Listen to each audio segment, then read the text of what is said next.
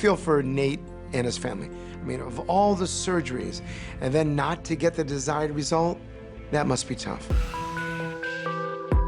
Obviously, your anatomical situation has had a profound effect on your life, right? Yes, it has. When did you first know that there was something going on? When I was 12, I noticed that I had a breast bud, like a knot underneath my breast on my left side, but it was only on my left side, which was strange. And then what happened? Left breast started growing, and then the right one still just never caught up. Any issues with high school at that time? Yeah, in gym class, I would go hide in the showers to change because that was at the time where you could start being able to tell that, you know, the left side is coming in, but the right side's still not doing anything. High school was difficult. Hiding my breasts was hard to do. I had to quit the swim team, or I felt I needed to, because I couldn't hide. At least with everyday clothing, there was ways of me hiding, but in a Speedo, you can't hide anything. On a scale of 1 to 10, how much do you think it affects your life? A 9, if not 10. I mean, I don't feel comfortable to go out and hang out with friends all the time. I don't feel comfortable to be in social settings. My first boyfriend, I just told him about it, and he went and told a lot of his friends, and then went and told people, so everybody knew. I definitely think I would have done so much more if I would just been like every other girl my age, but I don't feel like I am. I feel like, you know, I have that, and it holds me back a lot. What was the first thing you saw in the mirror that changed about your nose? It was just like smushing. It was collapsing. Settle nose. Yeah. That must, could you imagine? Essentially, with a severe case of Wegener's, all the cartilage in your nose falls apart because there's no blood supply to that area. My ENT referred me out to a plastic surgeon. He decided the best route to go would be to put a silicone implant into the bridge and the tip of my nose. I woke up from surgery. He said everything went great, and I went home. Everything looked really good. I was just swollen, but honestly, it didn't even hurt as bad as I thought it would. 3 weeks, I started to get a fever. You're getting an infection. Yeah, I had an infection. September of 2011, we went back in for my second surgery. I thought we were gonna just shave it down. Woke up from surgery. Took it out. Yeah. I would have almost rather died than have him take out my implant. I did not want to go back to the nose I had. My mom was there. He was devastated himself. Of course he was. He came out and hugged me and said, "I'm so sorry." When you see a patient who has had a problem with their plastic surgery that was done on a congenital problem or a problem related to an accident or a disease, that's usually not the doctor's fault. Those are much more complicated situations due to the basic nature of the problem and the anatomy you're dealing with. Tell us what situations he was born with. What did you notice? First thing that I noticed, obviously, was the facial abnormalities. Okay. I was born with a handful of problems. A club foot, a hole in my heart. My eyes were pretty far separated and basically looked like I had 2 noses. How many surgeries he had on his face? 3. 3. So before the first one, what actually did it look like? Beautiful. I think it looked better. To fix my deformities, I had 21 surgeries total. My surgeries have cost over $2 million. What was the first thing they were focusing on? One eye was higher than the other, Okay. and his nostrils, one was higher than the other. And how much of an improvement did he get from that? It didn't look like they had done anything. What was the next surgery he had on the face? Rhinoplasty at 10, and then my other facial reconstruction at 15. What was that? Tell us about that facial reconstruction.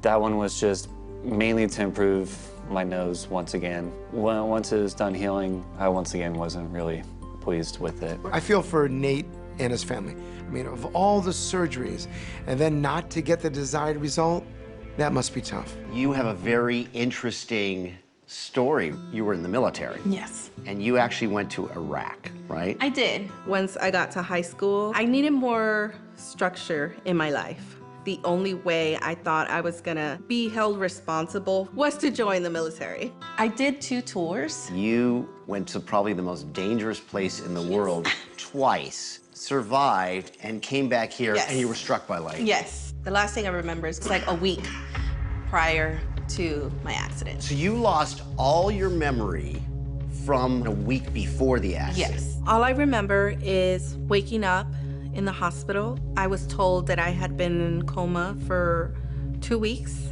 and that I was struck by lightning in my right chest, and it came out of my left foot. What did they tell you about the event, where it happened and what you were doing? I was in a parking lot and I did go into cardiac arrest. You did? There? Yes, they did have to do the whole... Shocking, the whole thing? Yes. And I was actually burning up in flames. Really? So someone had to put me out. So your clothes caught fire? My clothes caught fire. I had 28% body burns from 1st to 3rd degree burns. And I needed skin grafting. What's going on with you now and what are your goals? I had a underwire bra. All right. So the wire was actually burned into my skin. So they had to remove it. When they cut the skin off, it obviously made one side bigger than the other. When I look at my chest now, I feel deformed. So it must have been quite a shock when Addie was born, your beautiful baby, and they suddenly scooped her away, right? She was pretty. Right? She's still pretty. Oh yeah, gorgeous. But they scooped her away and what happened? They told me it was like a Siamese twin. Right. But I never got to see it. They always kept it wrapped. They wouldn't let me see it. Huh. Well, they won't let you see what? Whatever was attached to my daughter. So they operated on her? Yes, at Children's Hospital. They probably knew that the twin wasn't viable, and in your condition, having just delivered, didn't want to upset you. And so just wanted to kind of probably cover it and take care of it. Do you have any connection or thoughts about having had a twin? Well, as a child, I used to sit in a room and have a conversation with myself. As a kid, knowing that I had a twin, but I never got to meet her, I felt a little incomplete. But as I grew older, I was able to come to terms with it. So she had the surgery and then you got her back and you knew she had now a deformity, sort of, right? Okay, what was it like as she was growing up with this situation back there for you guys? Like, she didn't really complain until she got a teenager. And teenagers are bullies. Yes. Did you get bullied? When I dressed out for PE, the girls knew it. They noticed it. And what happened? They started teasing me and calling me, you know, hurtful names. The reason why I'm so shy is because the bullying caused me to isolate myself from everyone. I didn't want to get hurt no more. Serena and Ronnie have a lot of faith in us. And what we need to do now is give her a really good, thorough exam to figure out really what this is and if we can help her. Alrighty. So we want to do, Dr. Dubrow and I, basically put some gloves on and feel around. Okay. Can you open your mouth for us? Do you bite, like when you chewing, you bite on that tissue, don't you?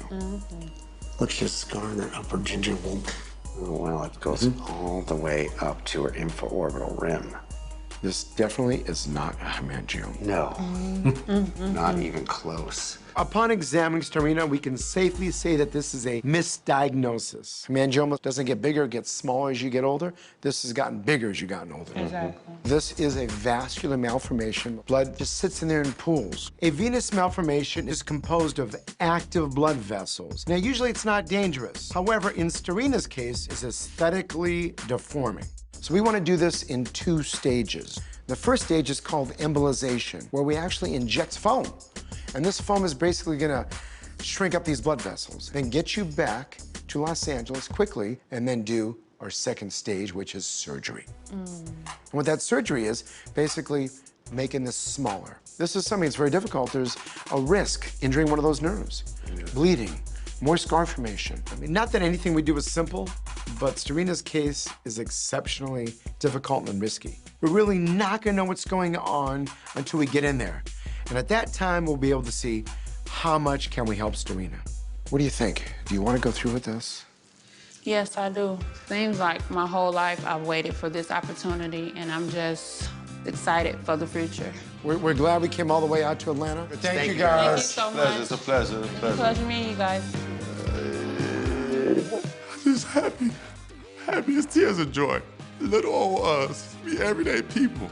So for them to come all the way to Atlanta to let her know that they are able to do this, that it's a possibility of a brighter future, like there is an answer, it's just wonderful.